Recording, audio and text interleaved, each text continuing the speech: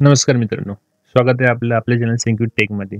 आज आम्ही तुमच्यासाठी कॉम्प्युटर अवेअरनेस या विषयावरती 16 क्वेश्चन्स घेऊन आले होते आणि हे 16चे क्वेश्चन्स आपले मागील बँकिंग क्वेश्चन पेपर्सवरती आधारित आहेत.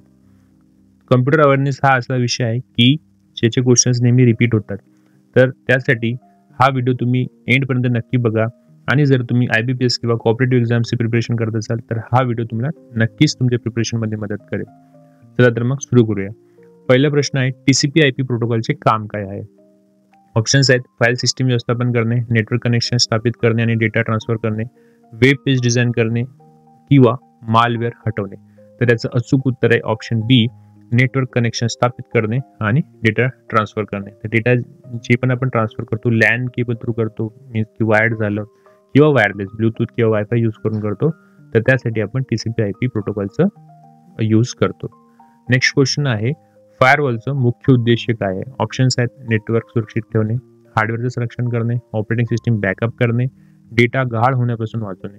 तर याचं अचूक उत्तर आहे ऑप्शन ए, नेटवर्क सुरक्षित ठेवणे. तर फायरवॉल हा एक प्रकारचा सिक्युरिटी गार्ड असतो आपल्या कम्प्युटरमध्ये.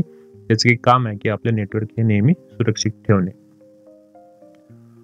नेक्स्ट क्वेश्चन आहे DNS डोमेन नेम सिस्टमचा मुख्य उपयोग काय आहे? तर ऑप्शन्स आहेत IP ॲड्रेसला डोमेन नावात बदलणे, फायरवॉल सेटिंग्स बदलणे, डेटा साठवणे, नेटवर्किंग उपकरणं नियंत्रित करणे. तर याचं अचूक उत्तर आहे ऑप्शन ए, IP ॲड्रेसला डोमेन नावात बदलणे. Next question Ctrl+H shortcut MS वर्डमध्ये कुठल्या गोष्टीसाठी वापरला जातो? तर ऑप्शन्स आहेत फाईल सेव्ह करणे, टेक्स्ट कॉपी करणे, शोध आणि बदल करणे किंवा प्रिंट करणे. तर याचं अचूक उत्तर आहे शोध आणि बदल करणे. जेव्हा पण आपल्याला एखाद्या गोष्टीला एखाद्या वर्डला रिप्लेस करायचं तर दुसऱ्या वर्ड सोबत तेव्हा आपण या शॉर्टकटची मदत घेतो. फाईल सेव्ह करण्यासाठी आपण Ctrl+S वापरतो, टेक्स्टसाठी Ctrl+C आणि प्रिंटसाठी Ctrl+P वापरतो. नेक्स्ट क्वेश्चन आहे ब्लूटूथ टेक्नॉलॉजीचा उपयोग कशासाठी केला जातो? तर ऑप्शन्स आहेत वायर्ड डेटा ट्रान्सफर करण्यासाठी, वायरलेस डेटा ट्रान्सफर करण्यासाठी, हार्डवेअर अपग्रेड करण्यासाठी आणि सॉफ्टवेअर इन्स्टॉलेशनसाठी. तर याचं अचूक उत्तर आहे ऑप्शन बी, वायरलेस डेटा ट्रान्सफरसाठी. नेक्स्ट क्वेश्चन कुठला प्रोटोकॉल हा ईमेल पाठवण्यासाठी वापरला जातो? तर ऑप्शन्स आहेत STTP, SMTP, FTP किंवा DHCP. तर याचं अचूक उत्तर आहे SMTP. नेक्स्ट क्वेश्चन आहे कोणता डिव्हाइस माहिती पाठवण्यासाठी आणि प्राप्त करण्यासाठी वायरलेस सिग्नल वापरतो? तर याचे ऑप्शन्स आहेत NIC कार्ड, राउटर, मॉडेम किंवा ऑप्शन डी स्विच. तर याचं अचूक उत्तर आहे राउटर. तर राउटर आणि मॉडेम ह्या दोन्ही गोष्टी आपण इंटरनेट ब्राउझिंगसाठी म्हणजे जेव्हा पण आपल्याला इंटरनेट यूज करायचं असते त्यासाठी आपण वापरतो. तर यातला राउटर हा डिव्हाइस माहिती पाठवण्यासाठी आणि प्राप्त करण्यासाठी वायरलेस सिग्नल वापरतो. नेक्स्ट क्वेश्चन आहे MS Excel मध्ये कुठला फंक्शन 2 किंवा अधिक सेलमधील डेटा एकत्र करण्यासाठी वापरला जातो? तर ऑप्शन्स आहेत सम, कॉन्केटिनेट, VLOOKUP आणि काउंट. तर 2 सेलमधले डेटा एकत्र करणे मीन्स काय की फॉर एक्झाम्पल एका सेलमध्ये तुमचं नाव आहे आणि एका सेलमध्ये तुमचं आडनाव आहे.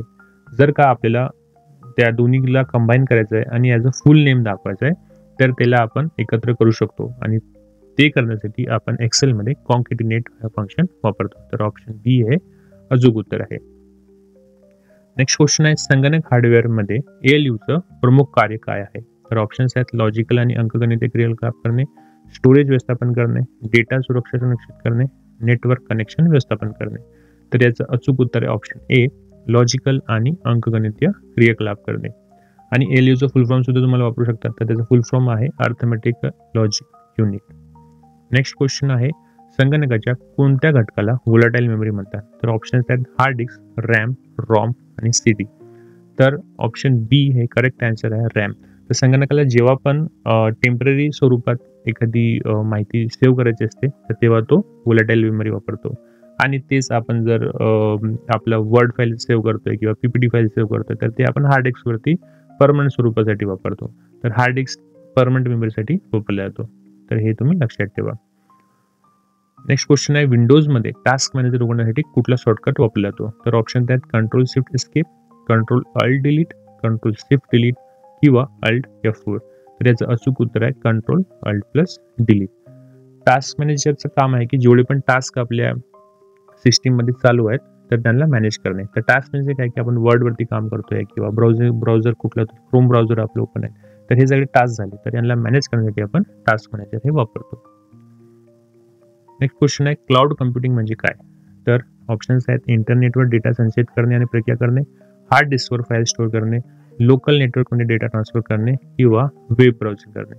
तर याचं अचूक उत्तर आहे इंटरनेटवर डेटा संचयित करणे आणि प्रक्रिया करणे. तर आपल्याला माहिती आहे की क्लाउड कम्प्युटिंग आता सर्रासपणे वापरला जातो. बँकिंग असो, IT क्षेत्र असो किंवा तुमचा मोबाईल असो. तुमच्या मोबाईलमध्ये सुद्धा तुम्ही क्लाउड कम्प्युटिंग वापरत आहे. तर कसं, तर जेव्हा पण आपण फोटो सेव्ह करतो ते आपल्या local memory means memory card किंवा जी फोनची स्टोरेज आहे त्यामध्ये स्टोअर करतो. पण फॉर एक्झाम्पल तुम्ही जर गुगल फोटो यूज करत असाल तर गुगल फोटो थ्रू आपण काय करतो, त्याला अपलोड करून ठेवतो आपल्या ड्राईव्हवरती.